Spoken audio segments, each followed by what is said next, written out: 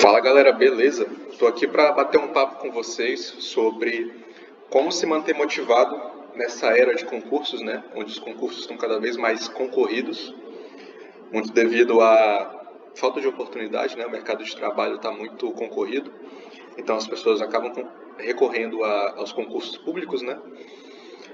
Então, naturalmente, os concursos vão ficando mais difíceis, porque eles estão mais concorridos, e também devido ao fato de a gente viver na era da internet, né? Dos meios digitais, onde quase todo mundo, né? Grande parte da população tem acesso à informação, acesso livre à informação. Então, é difícil se manter motivado, né? Numa era tão onde tudo está concorrido, tanto concursos públicos quanto vestibulares para entrar na universidade. Como é que a gente pode se manter motivado, né? Então, eu queria ter uma conversa com vocês sobre isso. E tendo como base o sistema de exames imperiais da China, que perdurou aí por 1.300 anos.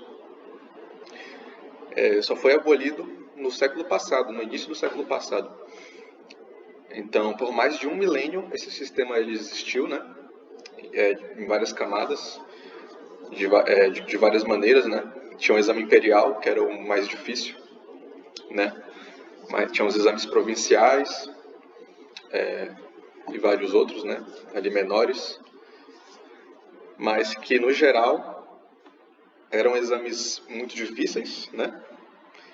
Os candidatos eles tinham que decorar poesias clássicas, livros clássicos, né? Os Analectos de Confúcio, por exemplo. Confúcio era um filósofo chinês, né? Que até hoje ele influencia na gestão governamental, né? Ele é algo muito enraizado na cultura chinesa. Mas é só um exemplo, né? Mas eles tinham que saber de cor, de forma decorada mesmo, a história quase inteira da China. Mas não só isso, eles tinham que também extrapolar, né? Porque as provas, como que eram esses exames? Como é que funcionavam esses exames? Não era múltipla escolha como a gente está acostumado hoje em dia nos concursos, né? De pegar a prova ser múltipla escolha e a gente passar para o gabarito ali num período ali de 4 ou 5 horas no máximo, né? Esses exames da China, para a pessoa exercer uma função pública, né? Ele durava muitas das vezes 2 a 3 dias, né? Então, eram 2 a 3 dias inteiros, né? A pessoa às vezes dormia nessa cela que eu estou aqui mostrando para vocês. Ela tinha que dormir nessa cela, comer nessa cela, durante 2, 3 dias, né? Enquanto ela fazia a prova. Então era isso, né? A pessoa tinha que fazer uma prova que não era de múltipla escolha, composta de várias questões, por volta, se eu não me engano, de 20, 30 questões, onde a pessoa, em cada questão, tinha que fazer uma redação. Tinha que propor, por exemplo, uma melhoria no sistema de agricultura, por exemplo, no sistema ali de calçadas, uma coisa bem específica, assim, né? O sistema de saneamento básico. Como melhorar a relação com os países vizinhos, né? Com a Mongólia, por exemplo. Eram coisas bem específicas que a pessoa tinha que saber e propor melhorias. Às vezes, na questão, era dada uma proposta e a pessoa tinha que dizer por que aquela proposta era boa. Dava uma proposta e o candidato tinha que fazer uma redação mostrando por que aquela proposta é boa. Ou ruim, né? Dependendo da questão. Então eram provas muito difíceis, muito difíceis. Não dá para comparar com os concursos públicos aqui no Brasil, né? As pessoas elas ficam assustadas com muitos textos e tal, mas às vezes esses textos são uma questão só, mas pelo menos a questão não é uma redação, né? Às vezes a redação é uma só redação, muitas vezes, né? E é uma redação à parte. É uma prova de múltipla escolha e uma prova de redação. Nesse caso, dos exames chineses, eram várias questões com redação, né? Então, às vezes, a pessoa ela tinha que passar a vida inteira, né, fazendo essa prova, até passar 20, 30 anos, 40 anos. Tinham pessoas que não conseguiam passar nesses exames. E, às vezes, tem casos bem famosos, por exemplo, aqui que eu trouxe, desse rapaz aqui, que mais ou menos ali em 1860, né? Ele reprovou 3 vezes no exame e ficou louco. Ele começou a delirar. Ele se tornou professor ali particular, né? Mas ele tentou mais uma vez, né? Na terceira vez, ele tentou o exame imperial, ele começou a ter delírios, né? Ter um colapso nervoso e virou basicamente um revolucionário. Ele achava que essas visões que ele tinha eram visões de Jesus, por exemplo. E aí ele acreditava que ele era o irmão mais novo de Jesus e começou a acreditar que tinha uma missão divina de estabelecer um reino na Terra, né? É uma história bem interessante, recomendo para vocês darem uma lida.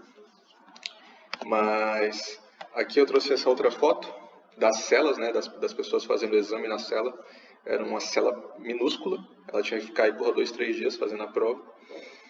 Então, eu queria só trazer isso aqui para vocês, porque a gente acha que está tudo muito difícil, mas a gente tem que ter em mente que sempre pode ser mais difícil, né? A gente, por exemplo, vai fazer uma prova de concurso, um concurso para o Tribunal de Justiça, e a gente tem que saber ali a Constituição. A gente vai estudar direito constitucional e a gente tem que ler quase que toda a Constituição, né? O ideal é que a gente leia ali, estude a Constituição inteira, né? Porque às vezes a questão cai só para a gente marcar ali aquilo que consta na Constituição, exatamente como está na Constituição, né? E a Constituição é o quê? 400 páginas, mais ou menos? 400 páginas. Mas a gente tem que lembrar que antigamente, né? Para atitude de comparação, as pessoas tinham que decorar livros inteiros, né? Livros inteiros, histórias de períodos, né? Histórias inteiras de períodos, e não só isso.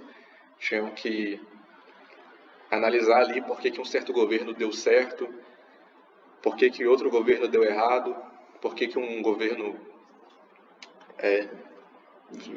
veio a ruir, né? Veio a cair, e propor, por exemplo, uma melhoria naquele governo para que ele não ruísse. Esse tipo de coisa, coisas muito específicas que a pessoa tinha que saber. E por isso, esse sistema, ele até hoje, né, ele meio que influencia, né, como os chineses eles lidam com exames universitários, por exemplo, para entrar na universidade. É por isso que é muito concorrido até hoje. Esse sistema ele foi abolido, mas até hoje ele ecoa, né, na história chinesa. E por isso tem esses exames super, hiper, mega difíceis, né, para entrar na universidade, por exemplo. Porque para exercer uma função pública não precisa mais desses exames, né? Mas era isso. Eu queria só trazer isso aqui para vocês mesmo, como um vídeo motivacional, né, por assim dizer, para vocês lembrarem que sempre pode ser mais difícil, sempre pode ser mais complicado, e para a gente não desistir, né?